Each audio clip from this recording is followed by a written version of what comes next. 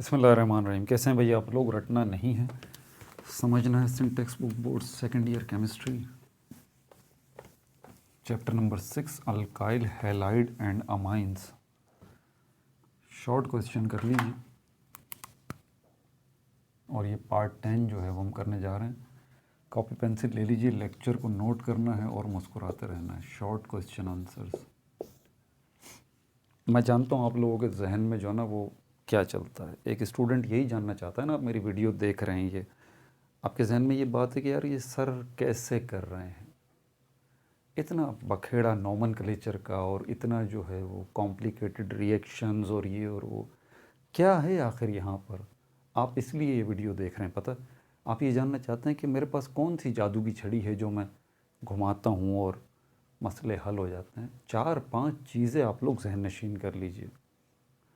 वो 4-5 चीज़ें आपको अच्छे से याद होंगी ना, तो आपके आधे से ज़्यादा मसले हल हो जाएंगे। सबसे पहली चीज़ जो है काउंटिंग। काउंटिंग, इसको ज़रा आप याद कर लें। ये 2 तरह की काउंटिंग है। शुक्र अल्हम्दुलिल्लाह।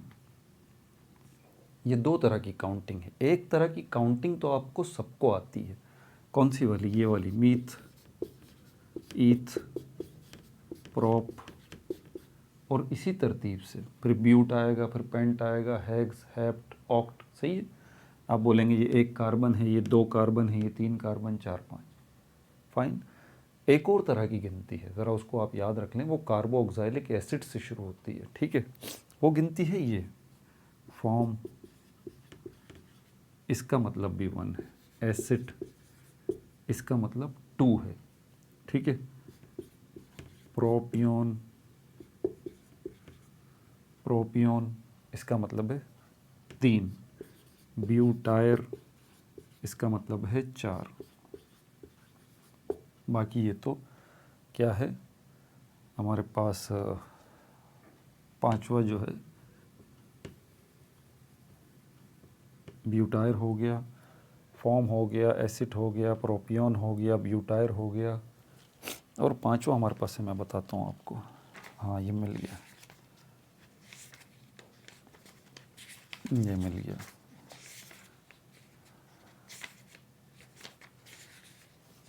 ये नोमेनक्लेचर में मैंने ये गिनती सिखाई थी। प्रोपियोन, ब्यूटायर, वैलेरिक। 5वां वो नहीं है पेंटाइल वाला, ये वैलेरिक है, ठीक है।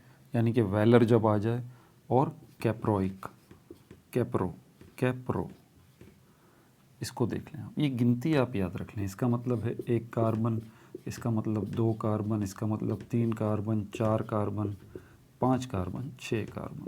बस ये वाली तो आपको याद है ना, आप ये वाली गिनती याद कर लें। एक तो ये काम हो गया, ठीक है। दूसरा जो काम है वो आप ये कर लें, अल्काइल ग्रुप जो है, अल्काइल ग्रुप जिसको आर से, कैपिटल आर से रिप्रेजेंट किया जाता है, आप इसको समझ लें 2 तरह से। पहला क्या है कि ये बनता किससे है? अल्काइल ग्रुप बनता है ये अल्केन से।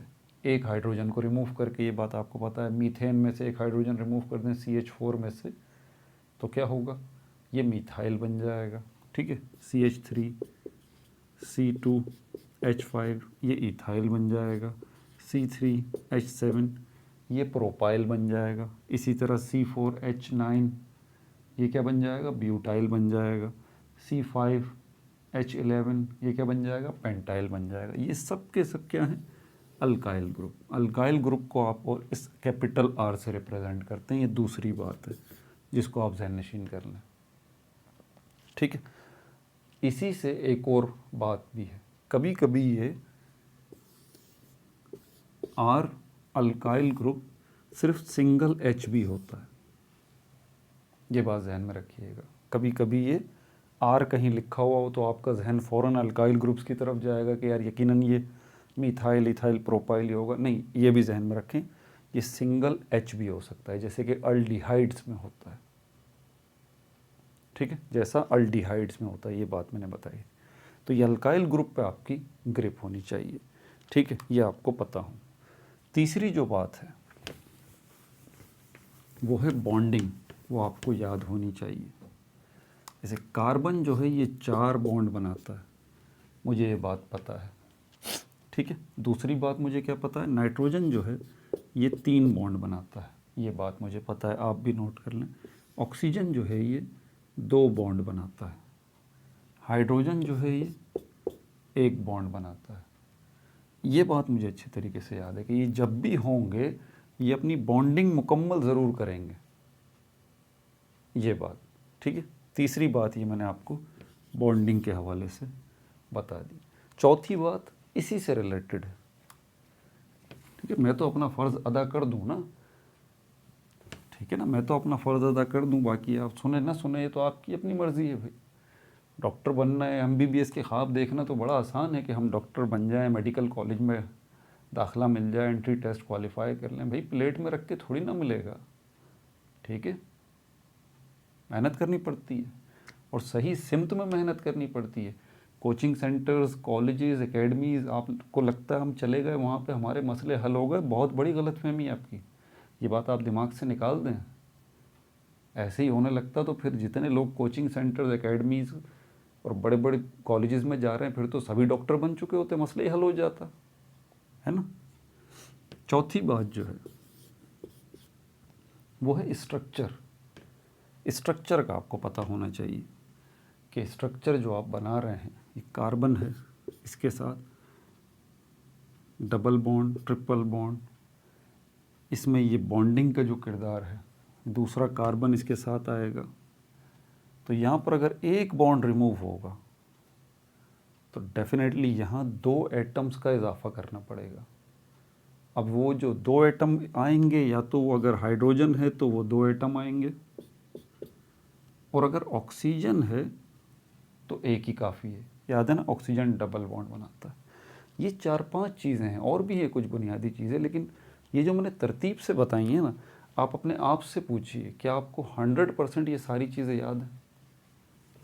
और अगर आपको 100% सारी चीज़ें याद हैं तो मुबारक हो आपको, आपको ये आसानी से बात समझ में आ जाएगी। अब चलते हैं इसके क्वेश्चन नंबर 1 की तरफ, जो कि मैंने पहले भी करवाया था, कल ही करवाया था, लेकिन नींद बहुत शदीद आ रही थी, मैं इससे आगे काम कर नहीं सका, ठीक है। तो क्वेश्चन नंबर 1 जो है इसकी तरफ चलते हैं। आप ये आपसे क्या बोल रहा है, ये बोल रहा है how are alkyl halides prepared by the reaction of alcohol with.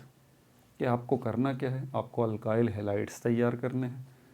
कैसे तैयार करने हैं, जब आप अल्कोहल्स को रिएक्ट कराएं, अल्कोहल्स को रिएक्ट कराएं किसके साथ, बारी बारी उसने बताया हुआ है कि जब आप अल्कोहल को जो है वो अल्कोहल को रिएक्ट कराएं किसके साथ, ये हाइड्रोजन हैलाइड कहलाता है।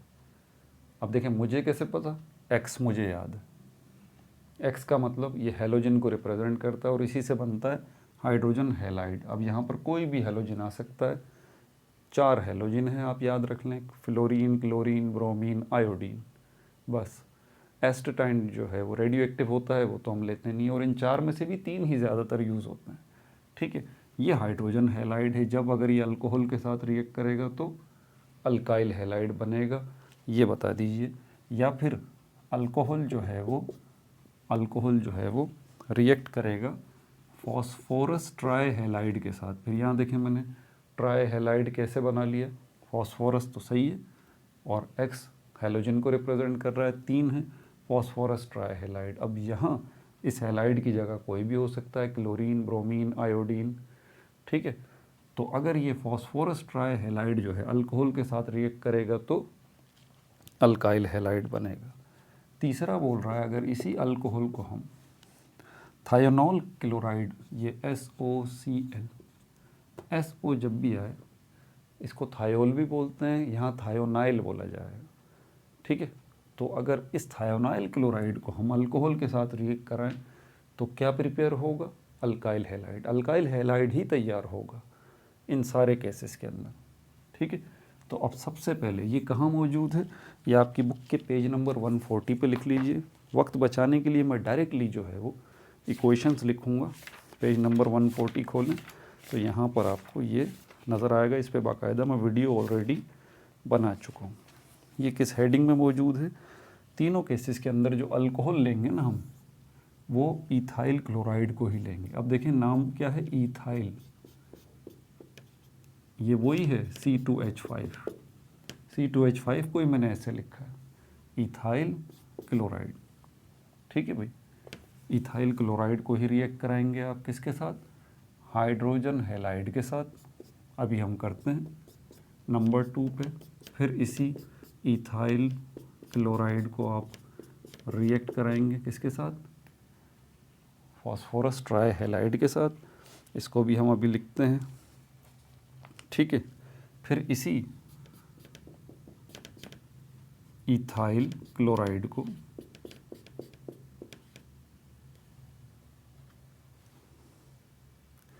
सॉरी, ये इथाइल क्लोराइड नहीं है, इथाइल अल्कोहल है। Ethyl alcohol, ethyl alcohol. ठीक है भाई, क्योंकि अल्कोहल्स को रिएक्ट कराना है ना इनके साथ, तो अल्कोहल तो बहुत सारे हैं, इसमें से एक अल्कोहल हमने ले लिया, ये रहा ethyl alcohol, ethyl alcohol, ethyl alcohol. देखें पढ़ने में कितनी आसानी हो जाती है। ये इथाइल अल्कोहल। अब इसके साथ हम किसको, पहले इसको रिएक्ट कराएंगे, इसके साथ देखेंगे क्या बनता है, फिर इसको इसके साथ रिएक्ट कराएंगे। हर दफ़ा अल्कोहल के साथ ही रिएक्ट कराना है, तो एक ही अल्कोहल ले लिया हमने तीनों टाइम, और फिर थायोनाइल क्लोराइड को इसके साथ रिएक्ट कराएंगे। यहाँ पर रिएक्शन इसमें मौजूद भी है। तो सबसे पहले हाइड्रोजन हैलाइड में हम हाइड्रोक्लोरिक एसिड ले लेते हैं। ठीक है, इसके साथ रिएक्ट कराएंगे, और यहाँ पर हम फॉस्फोरस ट्राई हैलाइड इसके साथ रिएक्ट कराएंगे, तो यहाँ पर हमारे पास फॉस्फोरस ट्राई क्लोराइड होगा। फॉस्फोरस ट्राई क्लोराइड इसके साथ रिएक्ट कराएंगे, और थायोनाइल क्लोराइड इसको एज इट इज़ इसके साथ रिएक्ट कराएंगे। ठीक है, तीनों इक्वेशंस मैंने एक साथ लिख दी। अब क्या होगा? अब यहाँ पर देखिए, हमें बनाना क्या है, टारगेट मत भूलिए, आपका टारगेट है अल्काइल हैलाइड बनना चाहिए। अल्काइल हैलाइड, नाम पे गौर करें, अल्काइल और उसके साथ कोई हैलाइड, हैलोजन लगा हुआ, क्लोरीन, फ्लोरीन, ब्रोमीन, आयोडीन वो लगा हुआ, और कोई अल्काइल लगा हुआ, मिथाइल, इथाइल, प्रोपाइल, ब्यूटाइल। यही है ना अल्काइल हैलाइड। अब यहाँ देखें, अब अल्काइल कहाँ से मिलेगा? ये देखें, ये रहा अल्काइल। हैलाइड कहाँ से मिलेगा? ये रहा हैलाइड। बस इसको और इसको मिलाना है। अब ऐसे तो नहीं मिलेंगे, ये O यहाँ से निकलेगा और यहाँ से ये H निकलेगा। ठीक है, देख रहे हैं आप मेरा जहन कैसे चल रहा है, कैसे नाम से मैं नतीजा निकाल रहा हूँ कि ये कैसे बनेगा। इतना ही आसान है ये। अब ये Cl जब इसके साथ लगेगा तो ये बन जाएगा मिथाइल क्लोराइड, CH2Cl। अब ये H और OH क्या बनेंगे? वाटर बनेगा। ये बन गया, इक्वेशन मुकम्मल हो गई। ठीक हो गया भाई। अब यहाँ पर फॉस्फोरस ट्राइक्लोराइड को जब इसके साथ रिएक्ट कराएंगे तो क्या टारगेट है? Alkyl halide. अल्काइल ढूंढ लें कहाँ है? ये रहा अल्काइल। हैलाइड ढूंढ लें कहाँ है? ये रहा हैलाइड। लेकिन प्रॉब्लम ये है कि हैलाइड जो यहाँ पर क्लोरीन है ये 3 है, 3 है, तो ये जो अल्काइल है ये भी 3 होने चाहिए। इसलिए इक्वेशन को बैलेंस करने के लिए यहाँ शुरू में 3 लिखा हुआ, क्योंकि 3 है ना। एक अल्काइल के साथ एक क्लोरीन लग सकता है, तो बाकी जो 2 क्लोरीन बचेंगे इसमें से उनको कहाँ लेके जाएंगे? तो ये जो 3 क्लोरीन है, क्लोरीन, क्लोरीन, क्लोरीन, ये 3 क्लोरीन है, तीनों के लिए अलग अलग अल्काइल चाहिए। तो इसलिए ये रहा अल्काइल, ये तो एक ही है, इसीलिए हमने यहाँ 3 लगा दिया। अब ये 3 अल्काइल हो गए, 3 अल्काइल इसके साथ लग जाएंगे। ठीक है, तो यहाँ पर हम देखेंगे ये हो जाएगा 3CH, 3CH2 और Cl हो गया। ये बन गया इथाइल क्लोराइड, इथाइल क्लोराइड। ठीक हो गया भाई। अच्छा, अब यहाँ से क्या निकलेगा? ऑब्वियस सी बात है, ये अल्कोहल निकलेगा। यहाँ से किसके साथ जाएगा? ये इसके साथ जाएगा, ये इसके साथ जाएगा। अच्छा, एक और यहाँ पर चेंज आएगा। वो चेंज क्या आएगा कि ये जो क्लोरीन है ना, 3 वाला जो मामला है, यहाँ पर भी ये 3 है तो यहाँ पर भी ये 3 है। तो एक चीज़ और समझ लीजिएगा, ये 3 शुरू में लगा देने से ये 3 क्लोरीन तो बन गए हैं, सही बात है, लेकिन इसमें और इसमें थोड़ा सा फ़र्क है। ये जो इसके साथ 3 लिखा हुआ है ना, ये अब थोड़ी बहुत ज़्यादा टेक्निकल बात हो जाएगी, तो मैं इतनी डेप्थ में आपको नहीं लेके जाऊंगा। अभी आप ये समझ लीजिए कि ये 3 जो क्लोरीन है, इसमें से सिर्फ एक को आपने लेना है इसके साथ, ठीक है, जो आपने साथ लगा दिया इसके। और बैलेंस करने के लिए अभी आप सिर्फ यही बात ध्यान में रखें कि ये 3 जो हमने लगाया है, ये इक्वेशन को बैलेंस करने के लिए लगाया है, ठीक है। जहन वरना उलझ जाएगा आपका। पहले जो मैंने बात बोली थी उसको थोड़ा सा छोड़ दें। अभी क्या बताया मैंने कि इसके साथ एक ही क्लोरीन लगेगा, इसमें से एक क्लोरीन यहाँ आ जाएगा, ये आ गया, ठीक है भाई। अब क्योंकि यहाँ इक्वेशन में आपकी 3 लगा हुआ है, इसीलिए बैलेंस करने के लिए मैंने भी यहाँ 3 लगा दिया, दैट्स इट, ठीक है। अब इसमें से जब एक क्लोरीन निकल गया तो कितने क्लोरीन बचे? Cl2, 2 क्लोरीन जो है वो बच गए, 2 क्लोरीन जो है वो बच गए यहाँ। अब ये 2 क्लोरीन कहाँ जाएंगे? यहाँ से क्या निकलेगा? OH, यहाँ से क्या निकलेगा? P, यहाँ से क्या बचा? Cl2। तो यहाँ पर OH, P और Cl2 जो है ये बचेगा, उसके नतीजे में बनेगा प्लस फॉस्फोरस एसिड H3PO3। ये है हमारे पास phosphorous acid, phosphorous acid, phosphorous acid. कैसे बना ये फॉस्फोरस एसिड? कि ये 3 हाइड्रोजन जो हैं यहाँ से आ गए, ये रहे 3 लगा हुआ है, 3 हाइड्रोजन यहाँ आ गए, एक फॉस्फोरस यहाँ से निकला, ये आ गया, और 3 ऑक्सीजन जो है वो भी यहीं से निकले। ये 3 जो है इसका मतलब 3 ऑक्सीजन है, ये 3 इसके साथ भी है, 3 हाइड्रोजन है, तो ये 3 हाइड्रोजन आ गए, 3 ऑक्सीजन हो गए, एक जो है ये फॉस्फोरस यहाँ से हमने लगा दिया, ठीक है भाई। तो ये हमारे पास दूसरी इक्वेशन भी बन गई। क्लोरीन जो है वो ये 3 इसी तरह आ जाएंगे, इसके साथ ही 3 क्लोरीन इसी तरह आ गया। अच्छा, उसके बाद हमारे पास थायोनाइल क्लोराइड, इसका नाम है थायोनाइल क्लोराइड, थायोनाइल क्लोराइड, ठीक है भाई। इसको क्या बनाना है? अल्काइल हैलाइड, अल्काइल चाहिए, इसके साथ हैलाइड, ये रहा Cl2, ये यहाँ से निकलेगा और यहाँ पे ये लग जाएगा इसके साथ, और OH यहाँ से निकलेगा और यहाँ से क्या निकलेगा? SO, ये सब निकलेगा। उसके नतीजे में क्या बनेगा? एक तो ये बन जाएगा पहले इथाइल क्लोराइड CH3 CH2 और Cl, ठीक है। दूसरा यहाँ पर ये एक ऑक्सीजन है, ये ऑक्सीजन इसके साथ मिलेगा SO के साथ, ये हो जाएगा SO2, ये हो जाएगा SO2, ठीक है भाई। और उसके बाद ये जो H है ये इस क्लोरीन के साथ मिलेगा, तो उसके नतीजे में बनेगा HCl, ठीक है भाई। 2 क्लोरीन है, एक क्लोरीन निकल के तो इसके साथ लग गया, OH पूरा का पूरा हट गया, Cl एक इसके साथ लग गया, ये क्या बन गया? मिथाइल क्लोराइड, ठीक है। अब यहाँ क्या बचा? एक क्लोरीन बचा, सल्फर बचा, ऑक्सीजन बचा, यहाँ से OH निकला है, तो एक O ये रहा, एक O ये रहा, एक S ये रहा, तो ये एक SOO क्या बन गया? SO2 sulphur dioxide. क्या बचा अब यहाँ पर? H बचा, और यहाँ से क्या बचा? 2 क्लोरीन में से एक क्लोरीन बचा, ये हाइड्रोजन इस क्लोरीन के साथ मिलेगा, हाइड्रोक्लोरिक एसिड बन जाएगा, ठीक है भाई। आगे चलें, क्वेश्चन नंबर 1 हो गया। क्वेश्चन नंबर 2 की तरफ चलें।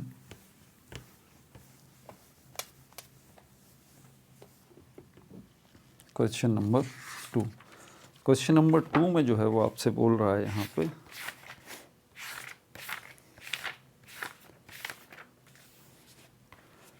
How are amines prepared from nitriles, give the equation.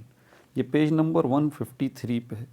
आपको इसमें क्या बनाना है, अमाइंस जो हैं वो तैयार करने हैं।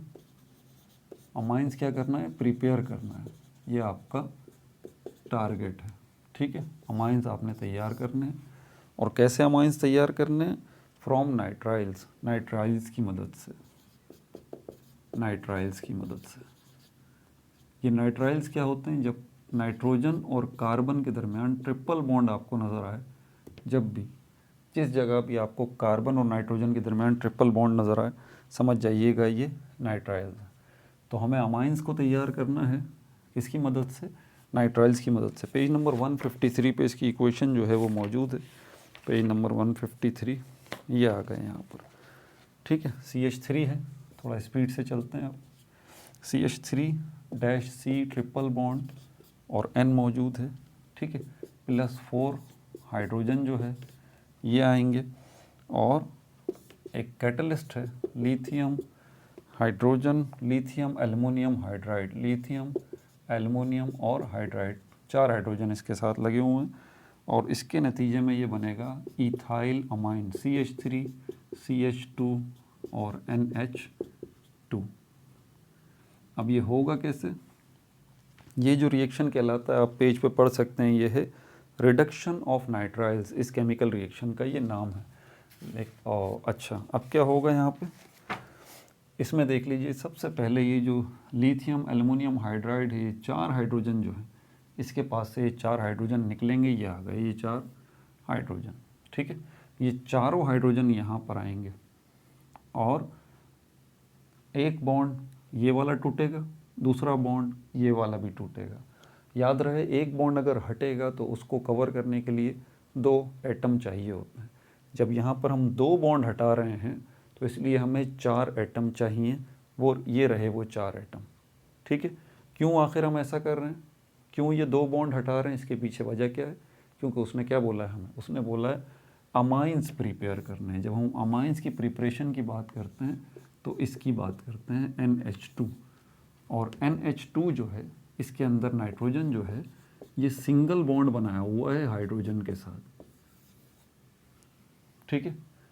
तो यहाँ पर नाइट्रोजन जो है वो डबल बॉन्ड बनाया हुआ है कार्बन के साथ।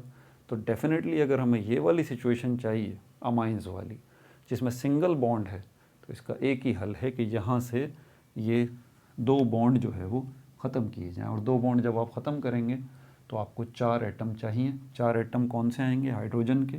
कौन देगा, ये कैटलिस्ट देगा, लिथियम एल्युमिनियम हाइड्राइड। इसका काम ही यहाँ पर ये है, ये 4 हाइड्रोजन जो है वो आपको देगा, ठीक है। और रिडक्शन का प्रोसेस जो है वो हो जाएगा। इसके ऊपर मैं वीडियो बना चुका हूँ तफसील से।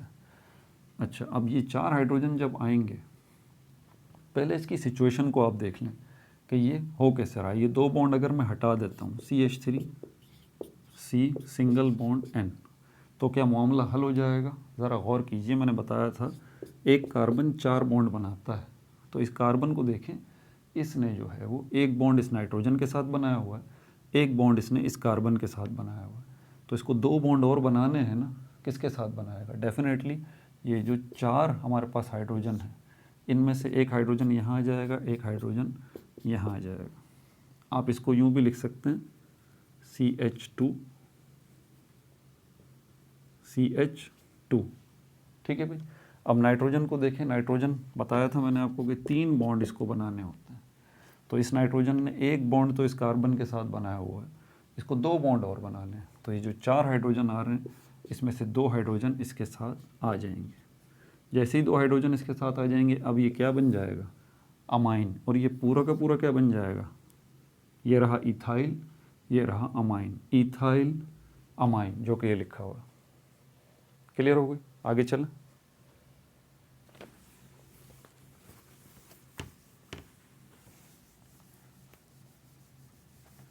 अच्छा, और क्या है इसके अंदर, क्वेश्चन नंबर 3 की तरफ आ जाइए। क्वेश्चन नंबर 3 के अंदर आपसे बोल रहा है, why are secondary and tertiary amines more alkaline than primary amines. Question number 3 why. इस वाई का आपको जवाब देना है, तो इस पर वीडियो बना चुका हूँ मैं बेसिसिटी ऑफ अमाइंस के हवाले से, तो ये बात समझ लीजिए। इसमें कह रहा है why are secondary and tertiary amines more alkaline. Secondary और टर्चरी अमाइंस जो है, सेकेंडरी और टर्चरी अमाइंस जो हैं ये क्या है, मोर अल्कलाइन। मोर अल्कलाइन, अल्कलाइन, अल्कलाइन का मतलब है बेसिक। आपको पता है अमाइंस जो हैं ये एसिड नहीं होते, बल्कि ये बेस होते हैं। लेकिन अमाइंस की वैरायटी है, अमाइंस प्राइमरी अमाइंस भी हैं, सेकेंडरी अमाइंस भी हैं, टर्चरी अमाइंस भी हैं। तो हैं तो तीनों बेस, लेकिन किसी के अंदर बेसिसिटी ज़्यादा है, किसी के अंदर उससे ज़्यादा है। तो यही वो सवाल कह रहा है, अल्कलाइन का मतलब ही बेसिक या बेसिसिटी होता है।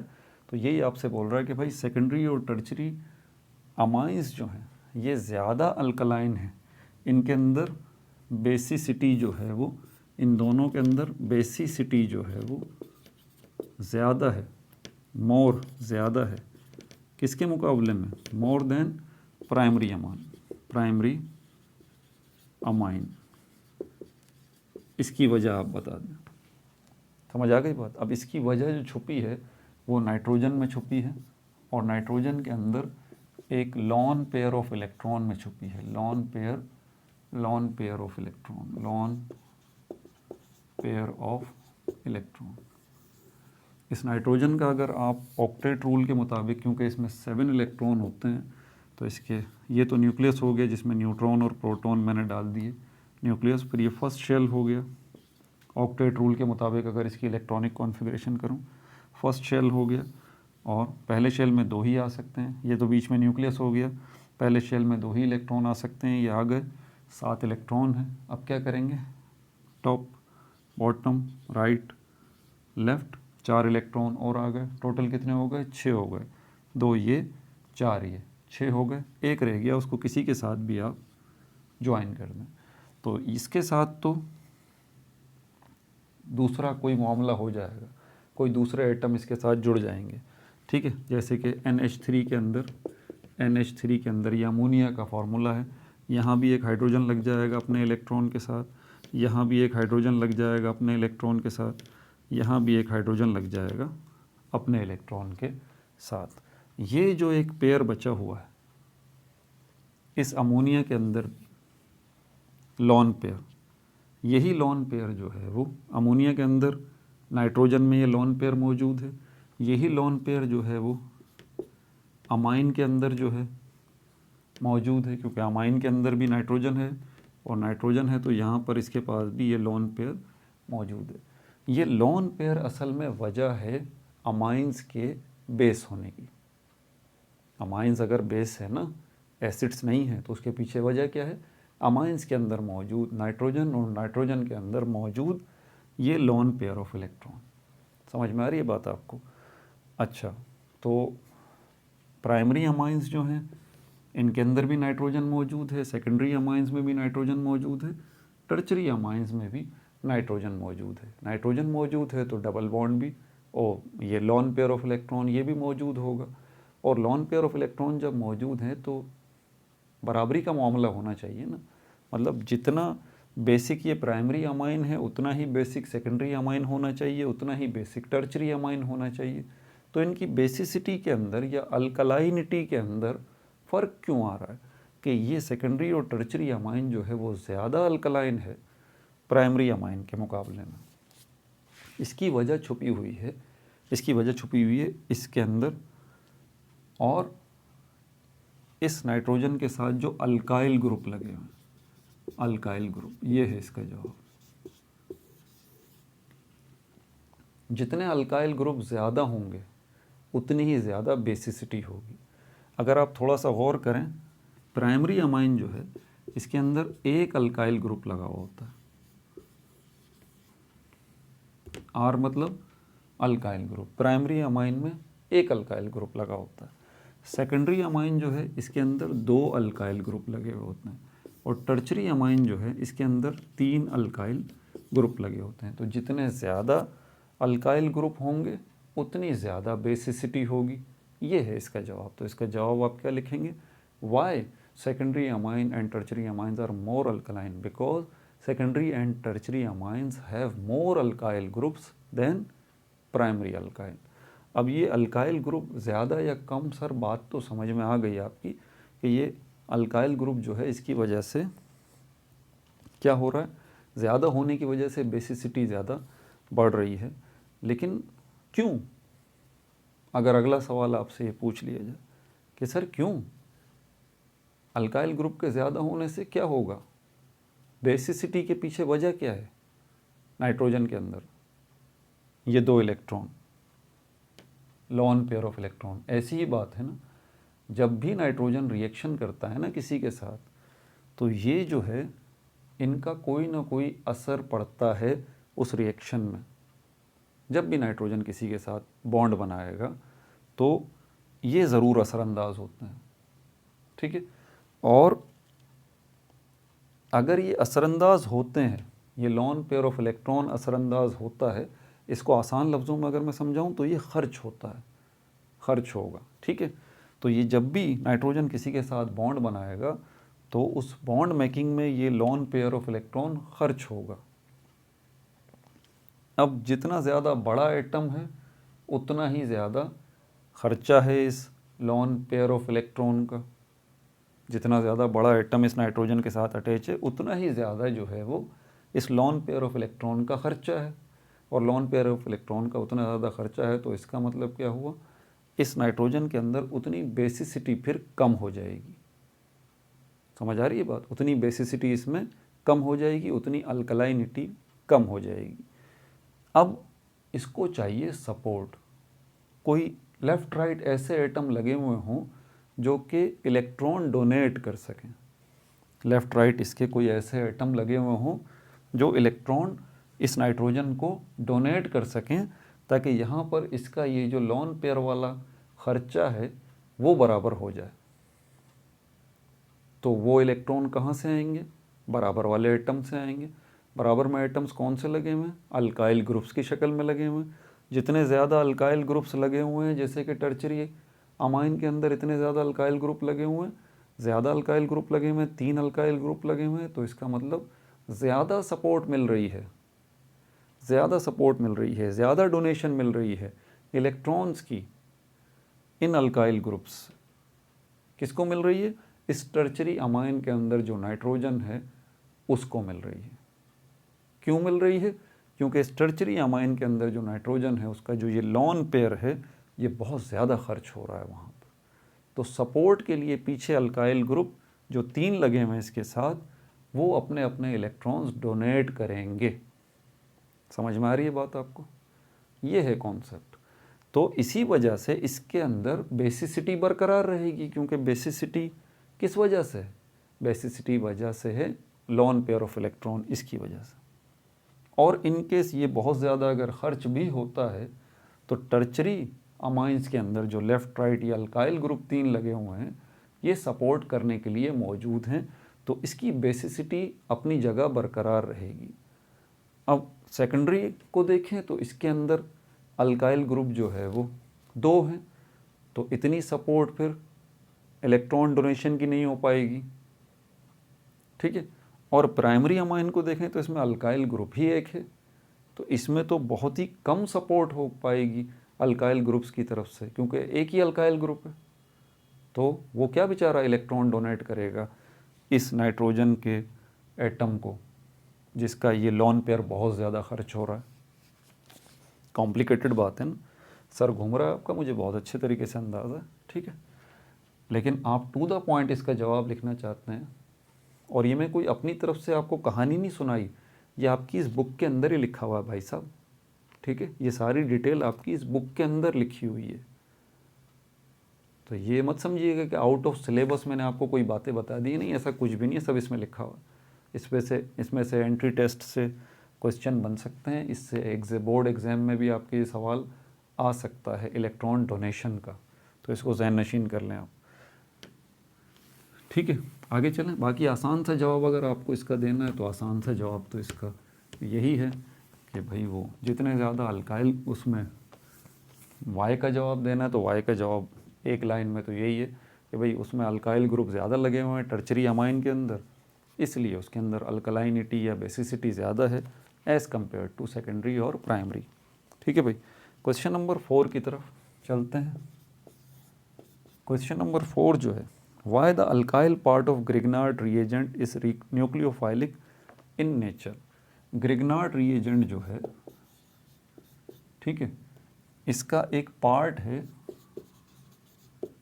जो कि न्यूक्लियोफाइलिक है, याद है ना, यानी कि नेगेटिव है। वो कौन सा पार्ट है? तो ग्रिग्नार्ड रिएजेंट आप याद कर लीजिए, कार्बन है, कार्बन के साथ मैग्नीशियम और ब्रोमीन ये मौजूद हैं। इस तरह से ये बॉन्ड बना हुआ है। एक पार्ट ये है, दूसरा पार्ट ये है। एक कार्बन वाला पार्ट है, एक मैग्नीशियम और ब्रोमीन वाला पार्ट है।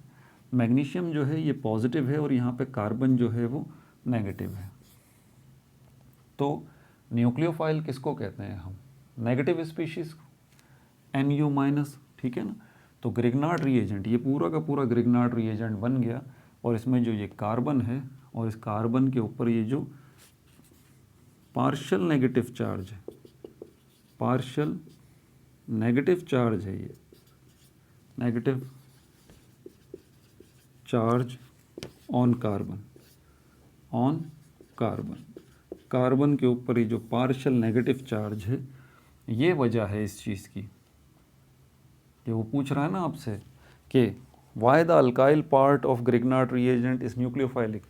तो अल्काइल पार्ट कौन सा है? ये कार्बन वाला पार्ट जो है, ये क्या है? ये अल्काइल पार्ट, अल्काइल पार्ट है, अल्काइल पार्ट है ये कार्बन वाला।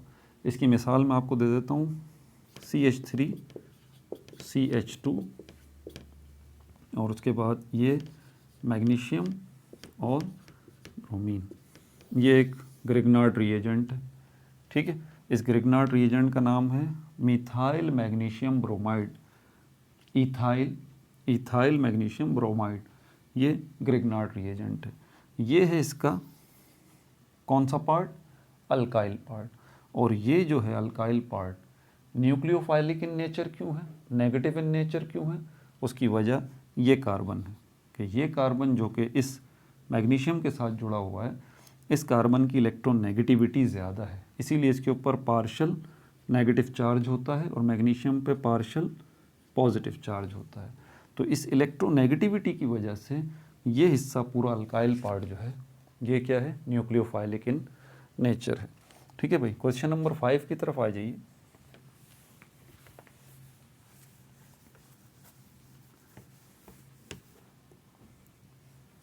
क्वेश्चन नंबर 5 इसमें बोल रहा है कन्वर्ट कर दें, आप कन्वर्ट कर दें। पहले बोल रहा है नंबर ए पे methyl magnesium bromide into acetone, methyl magnesium bromide into acetone, इसमें कन्वर्ट कर दीजिए। अब यहाँ मिथाइल मैग्नीशियम ब्रोमाइड जो है, ये मिथाइल मैग्नीशियम ब्रोमाइड क्या है? ग्रिग्नार्ड रिएजेंट है। तो यहाँ पर ये हो जाएगा CH3MgBr, ये हो गया मिथाइल मैग्नीशियम ब्रोमाइड। इसको क्या बनाना है? एसीटोन में कन्वर्ट करना है। एसीटोन असल में क्या है हमारे पास? कीटोन है। और कीटोन जो है फंक्शनल ग्रुप है। कौन सी कैटेगरी के अंदर आता है? मैंने आपको पहले ही बताया, दो ग्रुप्स में आप नॉमेनक्लेचर्स को डिवाइड कर लें। एक वो जिसमें कार्बोनाइल ग्रुप जो है वो नहीं है, और दूसरे वो फंक्शनल ग्रुप्स जिनके अंदर कार्बोनाइल ग्रुप है। तो कीटोन जो है वो कौन से कैटेगरी से ताल्लुक़ रखता है? वो फंक्शनल ग्रुप जिसमें ये कार्बोनाइल ग्रुप मौजूद है। तो ये कार्बोनाइल ग्रुप तो कीटोन में मौजूद ही होगा। और यहाँ क्या होगा? लेफ़्ट राइट, कार्बन को अपने 4 बॉन्ड मुकम्मल करने हैं ना, यहाँ पर भी एक अल्काइल ग्रुप आएगा, यहाँ पर भी एक अल्काइल ग्रुप आएगा। ये जनरल स्ट्रक्चर जो है वो किसका बन गया? कीटोन का। और एसीटोन जो है वो कीटोन का ही एक फैमिली मेंबर है। ठीक है, एसीटोन कीटोन फैमिली का ही एक मेंबर है। तो हमें क्या बनाना है असल में? मिथाइल मैग्नीशियम ब्रोमाइड को हमें कीटोन में कन्वर्ट करना है। कौन से वाले कीटोन में? एसीटोन में।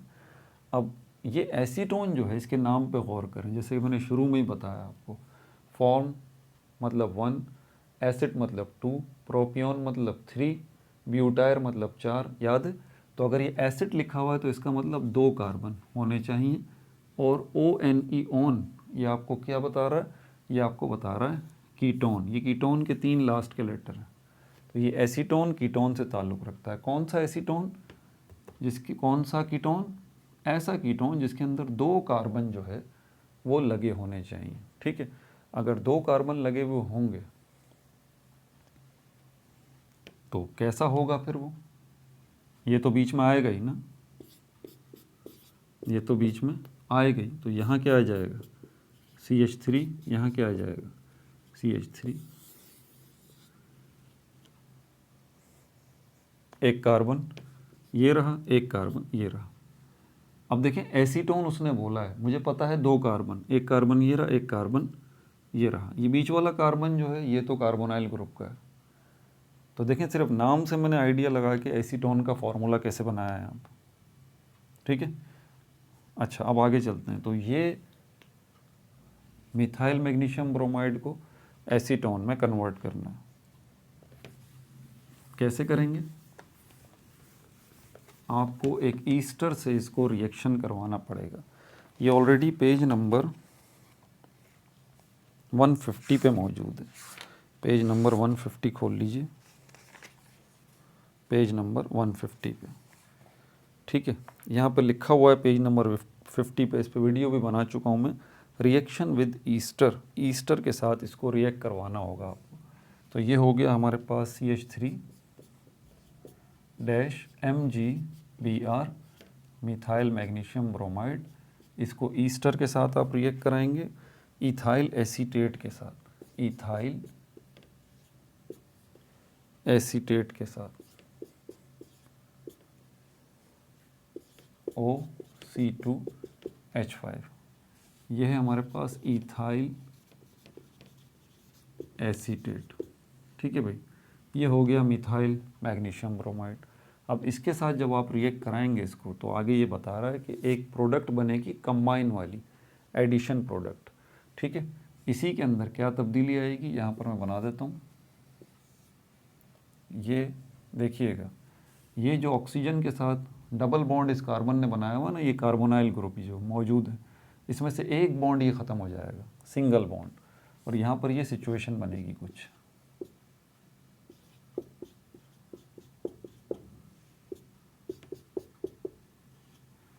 अब इस सिचुएशन में यहाँ पहले देख लें, अगर एक बॉन्ड ख़त्म हो रहा है तो इसका मतलब क्या हुआ कि इस कार्बन का भी एक बॉन्ड ख़त्म हो गया, इसके भी 3 बॉन्ड रह गए, एक इसके साथ, एक इस ऑक्सीजन के साथ, एक इस कार्बन के साथ, एक इस ऑक्सीजन के साथ। इस कार्बन को भी अपना एक बॉन्ड बनाना है। अब ऑक्सीजन को देखें, ऑक्सीजन को भी डबल बॉन्ड ख़त्म हो गया है, तो यहाँ पर भी एक बॉन्ड तो ऑक्सीजन ने इस कार्बन के साथ बनाया हुआ, एक बॉन्ड इसको और बनाना है। अब यहाँ से ये जो पार्ट है ना, पॉजिटिव पार्ट, और ये जो पार्ट है नेगेटिव पार्ट, ये अलग हो जाएंगे यहाँ से। ये मिथाइल जो है ये तो सीधा जाएगा इसके पास, CH3 हो जाएगा ये। ठीक है, और ये मैग्नीशियम वाला जो पार्ट है ये यहाँ पर आ जाएगा। मैग्नीशियम ब्रोमाइड क्यों इसके पास आ रहा है आखिर ऑक्सीजन के पास? उसकी वजह ये है कि ये पार्शल पॉजिटिव होता है, ये पार्शल नेगेटिव होता है, और यहाँ पर ये जो है पार्शल नेगेटिव है मिथाइल, और ये पार्शल पॉजिटिव कार्बन है, इसलिए ये आपस में मिल रहा है। ये एडिशन प्रोडक्ट बनेगी वक्ती तौर पर, एडिशन प्रोडक्ट है ये वक्ती तौर पे बनेगी। अगले स्टेप में ये हट जाएंगे, ये भी यहाँ से निकल जाएगा, ये भी यहाँ से निकल जाएगा। एसीटोन बनाना है ना, तो एसीटोन का याद है ना, ये वाली शक्ल है CH3, तो इस वाली शक्ल को आप याद रखें, इसको हमने ये शक्ल देनी है। तो इसमें से क्या क्या हटाएं? एक तो ये हट जाएगा यहाँ से, ठीक है, और क्या हट जाएगा, और ये पोर्शन हट जाएगा, क्योंकि जब तक ये मैग्नीशियम ब्रोमाइड, ये और ऑक्सीजन और ये इथाइल यहाँ से हटेंगे नहीं, ठीक है, ये शक्ल बनेगी नहीं, यानी कि एसीटोन बनेगा नहीं। मैं उसी को यहाँ पर बना के दिखाता हूँ आपको। CH3C और ये O वो चला गया वहाँ पे, ठीक है। और यहाँ पर CH3 और ये, ठीक है भाई, देखा आपने, ये पुरानी वाली पोजीशन जो है ये निकल गया, OC2H5 और MgBr ये निकल गए यहाँ से। अब ये बच गया, हमें ये बनना चाहिए हमारे पास। अब क्या होगा इसके साथ, क्या लगेगा, यहाँ पर एक मीडियम भी हमें चाहिए होता है, ठीक है। यहाँ पर इसके लिए, बल्कि अगर मैं इसको ही यहाँ ले आऊँ, इसको ही अगर मैं यहाँ ले आऊँ CH3 को, ये आ गया, कोई मसला नहीं, ये आ गया। और ये ऑक्सीजन जो है अगर इसी को डबल बॉन्ड बना दूँ, ये आ गया। तो डबल बॉन्ड जो वक्ती तौर पे ब्रेक हुआ था वो डबल बॉन्ड दोबारा बन गया। तो डबल बॉन्ड दोबारा बनने से क्या बन गया, ये बन गया एसीटोन। एसीटोन, ठीक है भाई। तो एसीटोन अगर आपको बनाना है, कन्वर्ट करना है मिथाइल मैग्नीशियम ब्रोमाइड को एसीटोन में, तो इसके लिए आपको मिथाइल मैग्नीशियम ब्रोमाइड को रिएक्ट कराना पड़ेगा इथाइल एसीटेट से, ठीक है। और रिएक्शन जब होगा तो एक एडिशन प्रोडक्ट वक्ती तौर पे बनेगी, जिसमें ऑक्सीजन का डबल बॉन्ड ब्रेक होगा, सिंगल बॉन्ड होगा, और मैग्नीशियम ब्रोमाइड इसके साथ यहाँ पर लगेगा, और कार्बन का भी एक बॉन्ड जो ज़ाया हो रहा है उसके लिए नीचे CH3 आ जाएगा। ये कहाँ से आएगा, ये इस जगह से आएगा। ये वक्ती तौर पे ये एडिशन प्रोडक्ट बनेगी। अगले स्टेप में क्या होगा, ये मैग्नीशियम ब्रोमाइड यहाँ से निकल जाएगा, और ये ऑक्सीजन C2H5 ये भी यहाँ से निकल जाएगा। ये रीएडजस्टमेंट होगी इसकी, CH3 इस जगह पे आ जाएगा, और ऑक्सीजन दोबारा डबल बॉन्ड इस कार्बन से बना लेगा, और इसके नतीजे में क्या बनेगा, कीटोन। और कौन सा वाला कीटोन, एसीटोन, ठीक है। अगला पार्ट देखते हैं इसका।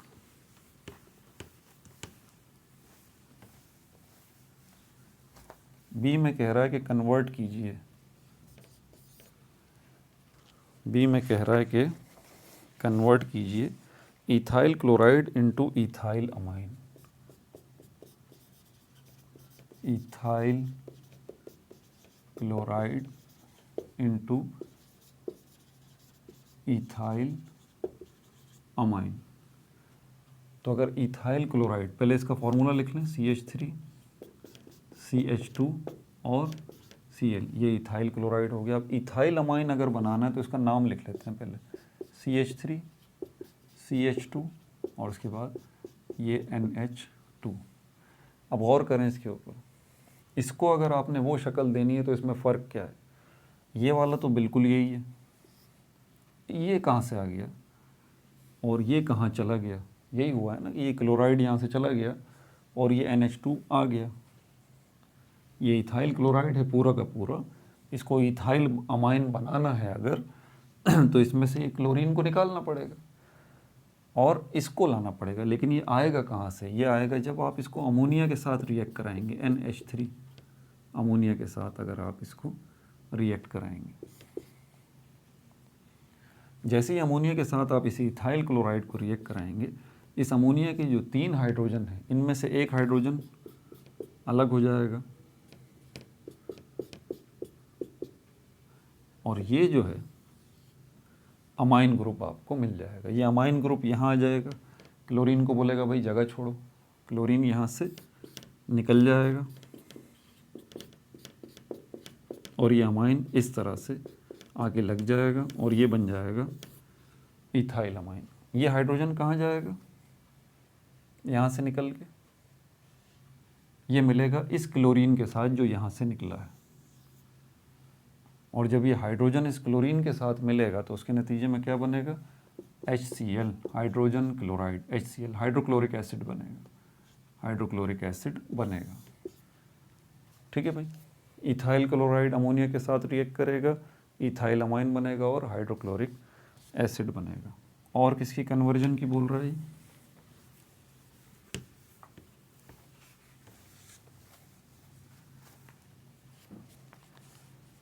सी में बोल रहा है ethyl chloride into ethyl alcohol, ethyl chloride into ethyl alcohol, ethyl alcohol. तो इथाइल क्लोराइड को आपको इथाइल अल्कोहल में लेके आना है। इथाइल क्लोराइड लिख लेते हैं पहले, CH3, CH2 और Cl। इसको कन्वर्ट करना है इथाइल अल्कोहल में, तो CH3, CH2 और OH। अब क्या तब्दीली नज़र आ रही है आपको? अल्काइल ग्रुप तो वैसे ही है, ये रहा अल्काइल ग्रुप, ये रहा अल्काइल ग्रुप। क्या चेंज हुआ है? क्लोरीन यहाँ से निकल गया, इसकी जगह पर ये OH आ गया। ये OH कहाँ से आएगा? जब इथाइल क्लोराइड को आप सोडियम हाइड्रोक्साइड के साथ रिएक्ट कराएंगे तब आएगा ये। समझ आ गई बात? ये OH यहाँ से निकलेगा सोडियम हाइड्रोक्साइड से, यहाँ आएगा। ये Cl यहाँ से निकलेगा, ये इस सोडियम के साथ मिलेगा। Cl सोडियम के साथ मिलेगा तो क्या बनेगा? Sodium chloride. और OH जब इस मिथाइल ग्रुप के साथ मिलेगा तो उसके नतीजे में बनेगा इथाइल अल्कोहल। ठीक है भाई। अच्छा, डी वाला जो है वो देख लेते हैं।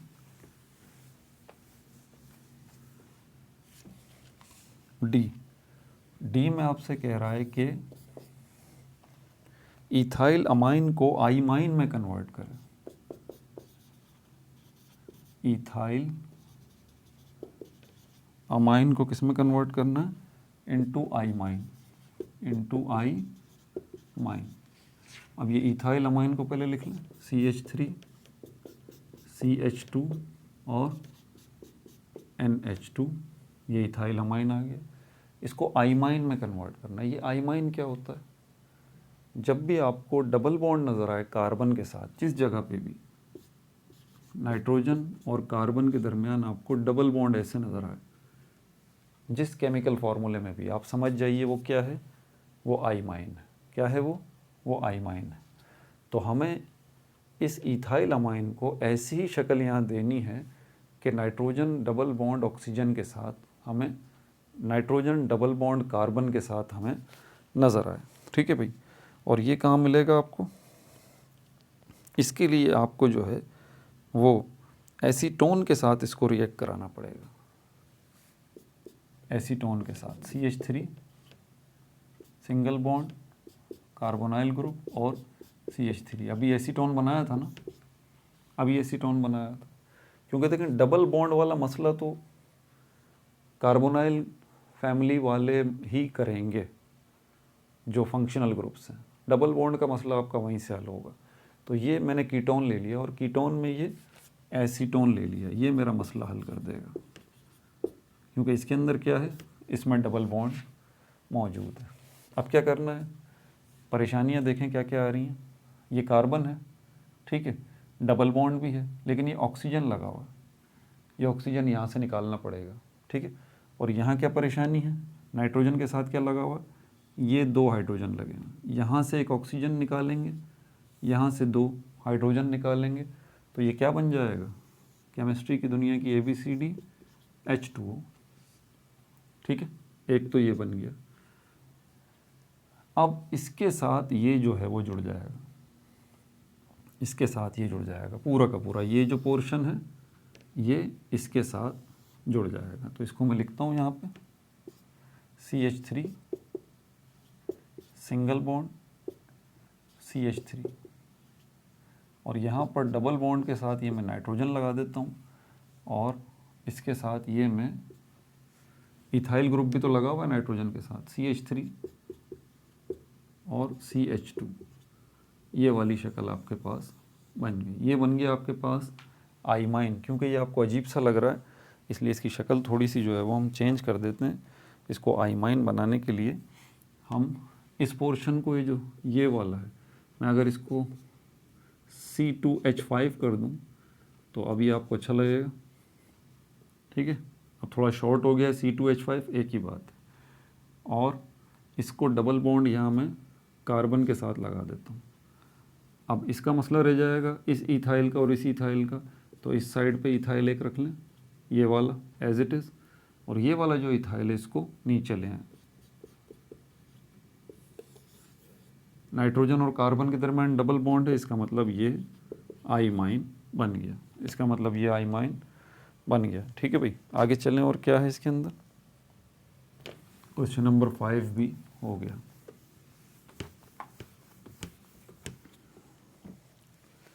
अब क्वेश्चन नंबर 6 देख लें इसका। क्वेश्चन नंबर 6 में आपसे बोल रहा है how is primary amine converted into secondary and tertiary amines, give the equation. कैसे जो है प्राइमरी अमाइन को आप सेकेंडरी अमाइन में कन्वर्ट कर सकते हैं और टर्चरी अमाइन में कन्वर्ट कर सकते हैं। तो प्राइमरी अमाइन तो कुछ इस किस्म का होगा, नाइट्रोजन के साथ एक अल्काइल। सेकेंडरी अमाइन कुछ इस किस्म का होगा, नाइट्रोजन के साथ 2 अल्काइल। और टर्चरी अमाइन कुछ इस किस्म का होगा, नाइट्रोजन के साथ 3 अल्काइल। यही बात है, ये प्राइमरी अमाइन, ये सेकेंडरी अमाइन, ये टर्चरी अमाइन। तो इसकी मदद से हमें ये 2 बनाने हैं, सेकेंडरी भी और टर्चरी भी। लेकिन अब ये अल्काइल ग्रुप जो इसके साथ लगे हुए हैं 2 टर्चरी में, और यहाँ सेकेंडरी में जो 2 अल्काइल ग्रुप लगे हुए हैं, और यहाँ पे जो एक अल्काइल ग्रुप लगा हुआ है इस नाइट्रोजन के साथ, तो एक क्यों लगा हुआ है? यहाँ 2 कैसे लगे हुए हैं, यहाँ 3 कैसे लगे हुए हैं? असल में इनके जो पेरेंट है ना वो ये रहे, अमोनिया का ये मॉलिक्यूल। इसको मैं अगर इस तरह से लिख दूँ, हाइड्रोजन हाइड्रोजन हाइड्रोजन, तो यहाँ एक हाइड्रोजन अगर रिमूव हो जाएगा, इसकी जगह पर एक अल्काइल आ जाएगा, ये बन जाएगा प्राइमरी अमाइन। और अगर इस हाइड्रोजन को भी रिमूव कर दूँ, उसकी जगह एक अल्काइल और ले आऊँ, तो ये बन जाएगा सेकेंडरी अमाइन। और इस आखिरी वाले हाइड्रोजन को भी रिमूव कर दूँ और इसकी जगह एक और अल्काइल ग्रुप ले आऊँ, ये हो जाएगा टर्चरी अमाइन। लेकिन ये सब होगा कैसे, क्योंकि उसने इक्वेशंस भी मांगी हैं, इसलिए ये मैं आपको पूरी डिटेल इक्वेशन के साथ अभी दे देता हूँ। ये आपकी बुक में बाकायदा मौजूद है, ये मैंने बताया भी था। ये पेज नंबर 153 पे मिथाइल आयोडाइड, मिथाइल आयोडाइड, इसको आपको रिएक्ट कराना पड़ेगा।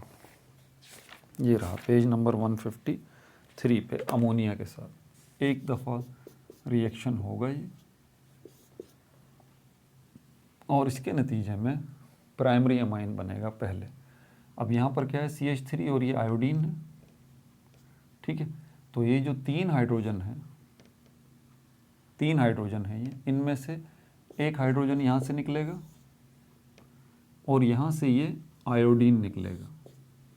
ये आयोडीन और हाइड्रोजन दोनों मिलके क्या बनाएंगे, हाइड्रोजन आयोडाइड। पहले इसको बना लेते हैं, हाइड्रोजन आयोडाइड। ठीक है, अब यहाँ एक हाइड्रोजन निकल गया तो 2 हाइड्रोजन बचे, ये वाली सिचुएशन होगी, क्या बन गया, ये अमाइन बन गया। और यहाँ क्या सिचुएशन होगी, ये वाली CH3 सिंगल बॉन्ड, ये दोनों आपस में मिलेंगे, तो उसके नतीजे में ये बनेगा CH3 और NH2। ठीक है भाई, तो ये आपके पास बन गया प्राइमरी अमाइन। देखें, नाइट्रोजन के साथ कार्बन लगा हुआ, एक कार्बन लगा हुआ और एक कार्बन लगा हुआ है, तो उस कार्बन के साथ 3 हाइड्रोजन भी लगे हुए हैं, तो ये पूरा का पूरा क्या है, अल्काइल। तो इस अमाइन के साथ एक अल्काइल लगा हुआ है, इसलिए ये क्या कहलाया, प्राइमरी अमाइन। अब यहाँ पर ये मिथाइल आयोडाइड जो है वो ख़त्म नहीं हुआ, अभी मिथाइल आयोडाइड जो है वो पड़ा हुआ है। ठीक है, तो ये जो अभी प्राइमरी अमाइन जो है वो बन चुका है, ये मज़ीद इस मिथाइल आयोडाइड के साथ रिएक्ट करेगा, NH2, ये रिएक्ट करेगा इसी मिथाइल आयोडाइड के साथ, CH2- और आयोडीन।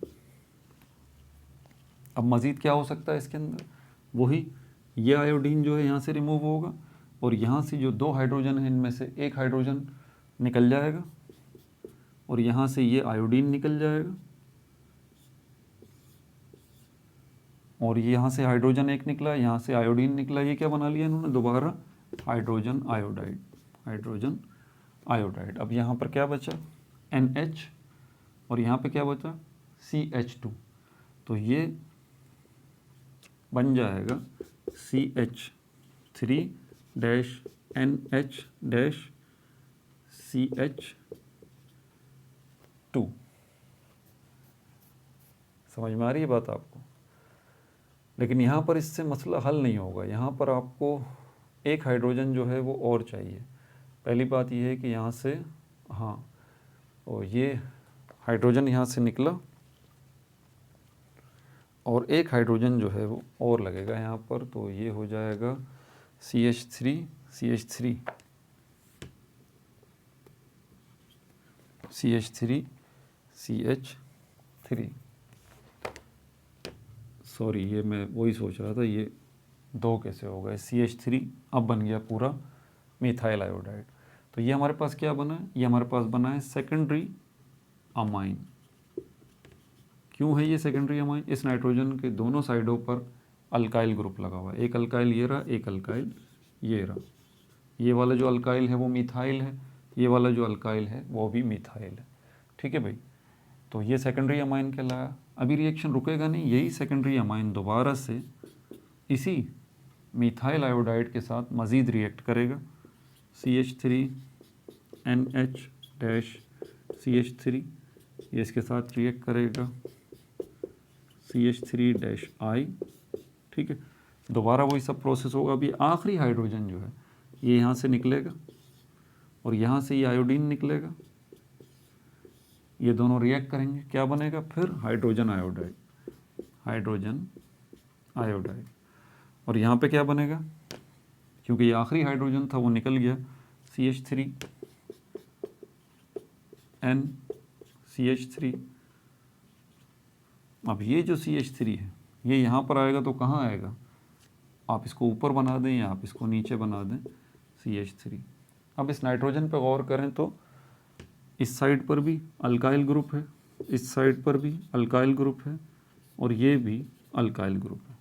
3 साइडों पर अल्काइल ग्रुप है, इसलिए ये कहलाया टर्चरी अमाइन, टर्चरी अमाइन। तो आपने देखा कि किस तरह से प्राइमरी अमाइन से सेकेंडरी अमाइन बना और सेकेंडरी अमाइन से किस तरह टर्चरी अमाइन जो है वो बन गया। क्वेश्चन नंबर 6 भी हो गया।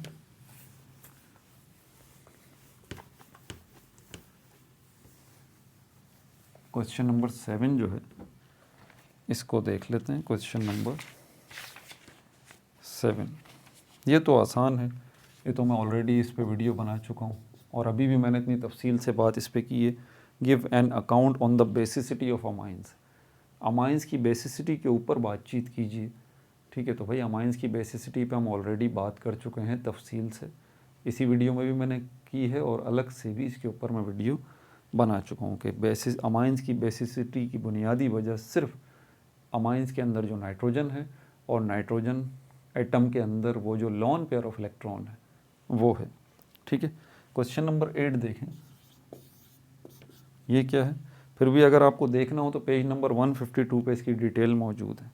क्वेश्चन नंबर 8 कह रहा है, how can you justify the fact that alkyl halides are water insoluble. आप कैसे इस बात को जस्टिफाई करेंगे कि अल्काइल हैलाइड्स जो हैं वो वाटर इनसोल्यूबल हैं, मतलब अल्काइल हैलाइड्स पानी में डिज़ोल्व नहीं होते, जैसे कि सोडियम क्लोराइड नमक जो है वो डिज़ोल्व हो जाता है, अल्काइल हैलाइड्स डिज़ोल्व नहीं होते, इनसोल्यूबल हैं पानी में। उसकी वजह क्या है? इसकी वजह पेज नंबर 139 पे लिखी हुई है, लेकिन मैं एक जुमले में यहाँ लिख देता हूँ, because there is no hydrogen bonding between alkyl halide and water. हकीकत में कोई चीज़ पानी में डिज़ोल्व जब होती है जब वो चीज़ वाटर के मॉलिक्यूल के साथ हाइड्रोजन बॉन्ड बनाने की सलाहियत रखती है। हाइड्रोजन बॉन्डिंग आपको पता है कि ये सेकेंडरी बॉन्डिंग कहलाती है, जो कि मॉलिक्यूल्स और मॉलिक्यूल्स के दरमियान होती है।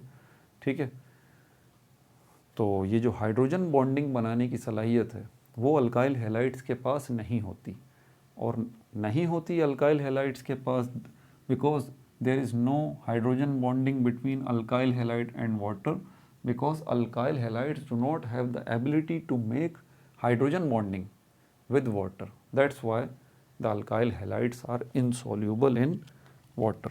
ठीक है भाई, इसका आंसर पेज नंबर 139 पे भी है। क्वेश्चन नंबर 9 आप देख लीजिए।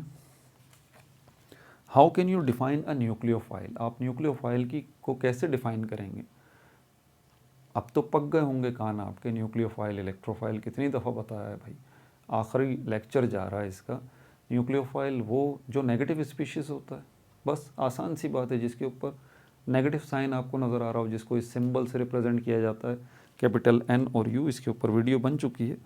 Right the names of 4 nucleophiles along with their typical reagents. 4 जो है आपको न्यूक्लियोफाइल्स के नाम लिखने हैं और ये भी बताना है कि वो न्यूक्लियोफाइल्स किस से हमें हासिल होते हैं। जिन चीज़ों से हमें न्यूक्लियोफाइल्स हासिल होते हैं उन चीज़ों को कहा जाता है रीएजेंट्स। तो इसका जवाब पेज नंबर 142 पे है।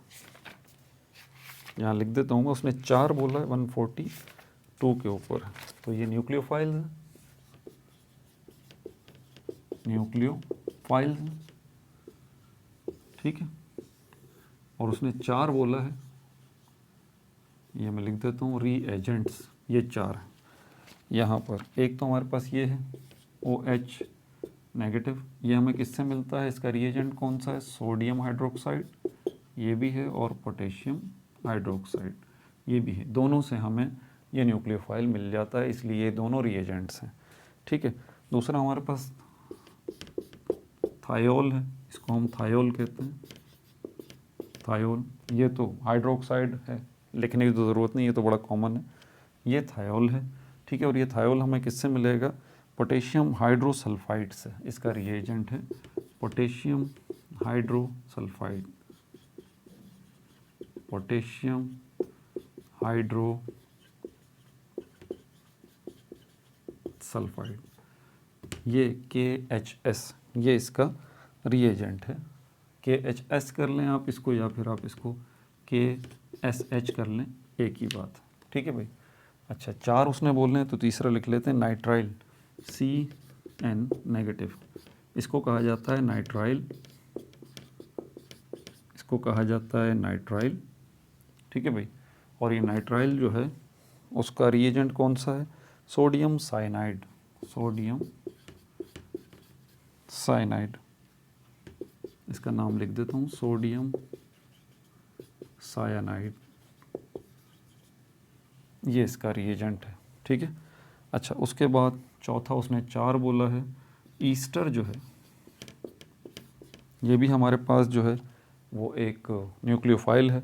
ये हमारे पास CH3-CH2-O, और ये ईस्टर जो न्यूक्लियोफाइल है ये भी नेगेटिव है, सब नेगेटिव है, न्यूक्लियोफाइल तो होंगे ही नेगेटिव।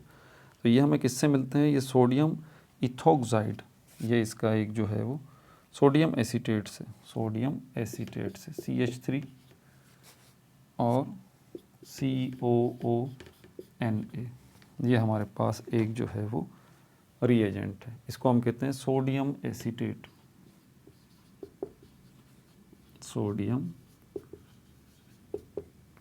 एसीटेट, ठीक हो गया भाई। आगे चलते हैं, और क्या है इसमें, क्वेश्चन नंबर 9, क्वेश्चन नंबर 10 देखें।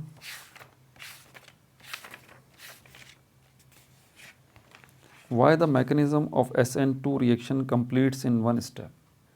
SN2 मैकेनिज़्म जो है क्वेश्चन नंबर 10 में हमसे बोल रहा है, SN2 मैकेनिज़्म जो है वो एक ही स्टेप में क्यों कंप्लीट हो जाता है, इसकी वजह बता दीजिए।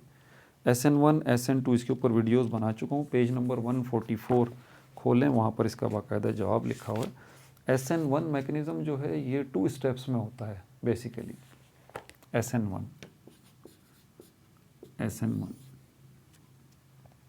स्टेप नंबर 1 में जो है वो बना ही देता हूँ, पेज नंबर 144 ये रहा।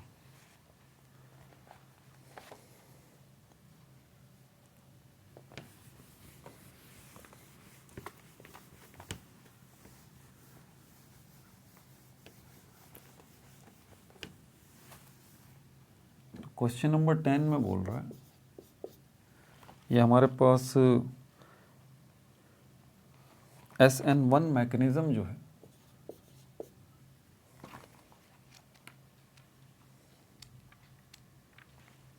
SN2 रिएक्शन जो है वो 1 स्टेप में क्यों कंप्लीट होता है? ये SN2 जो है 1 स्टेप में क्यों कंप्लीट होता है? तो इसका जवाब लिख लीजिए आप, बिकॉज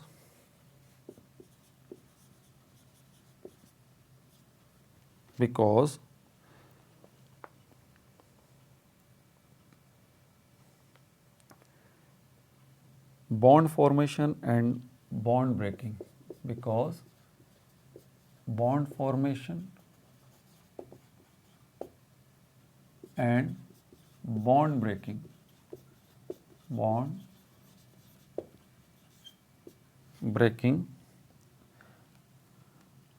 occur simultaneously,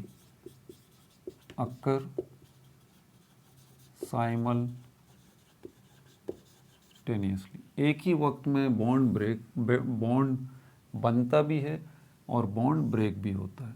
अच्छा, ये जो बॉन्ड ब्रेक हो रहा है ये किसका बॉन्ड ब्रेक हो रहा है? ये जो भी हैलोजन लगा हुआ है, जैसे कि ब्रोमीन लगा हुआ है, तो इसका बॉन्ड ब्रेक हो जाएगा, ये हट जाएगा, अलग हो जाएगा। और कौन सी चीज़ का बॉन्ड जो है वो फॉर्म हो रहा है, यानी कि बन रहा है?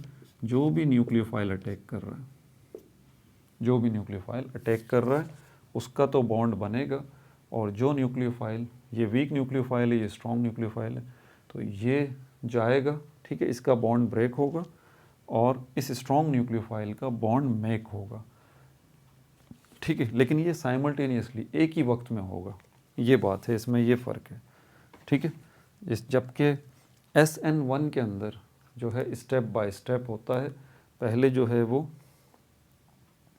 जो हैलोजन लगा हुआ होता है, ब्रोमीन है, आयोडीन है, क्लोरीन है, जो भी लगा हुआ है, स्टेप नंबर 1 में पहले वो जाता है SN1 के अंदर, SN1 के अंदर कि स्टेप नंबर 1 में पहले ये हैलोजन रिमूव होगा, इसका बॉन्ड जो है वो ब्रेक होगा।